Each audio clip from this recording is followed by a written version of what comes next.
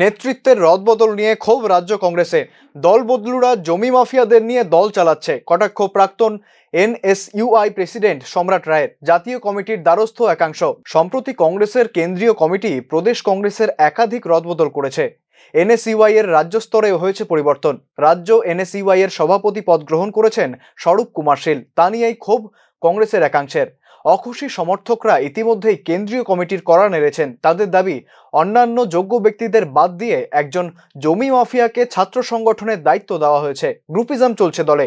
দলবদলুরা যারা একসময় রাহুল প্রিয়াঙ্কার ছবিকে জুতো পেটা করেছেন, তারাই এখন দল চালাচ্ছেন।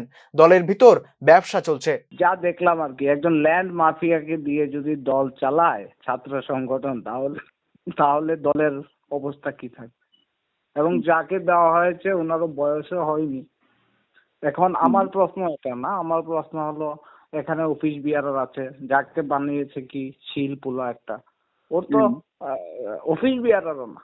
এখানে তো অফিস বিয়ারার সিনিয়র আরো নেতৃত্বরা ছিল, ওদের মধ্যে দিতে পারতো। অ্যাকচুয়ালি ঘুমিয়ে রেখে, ছাত্র সংগঠনকে ঘুমিয়ে রেখে একটা অংশ, একটা পার্ট এইগুলি করছে এবং আপনি এসে ঢুকেছেন। তো এইভাবে যদি এখানে গ্রুপিজম চলছে, গ্রুপিজম যদি চলে, তাহলে যারা কংগ্রেসের যারা গ্রাউন্ড লেভেলে এবং যারা নেতৃত্ব দিচ্ছে, যারা প্রথম স্থান থেকে যারা দল বদলায়নি, তাদেরকে কোনো স্থান, দেখুন যারা কংগ্রেস ভবনে সোনিয়াজি, রাহুলজি, প্রিয়াঙ্কাজিকে জুতা পিটাই করলো, এখন তারাই কংগ্রেস চালাচ্ছে। কি বলবো, অ্যাকচুয়ালি ব্যবসা চলছে তো এটার মধ্যে।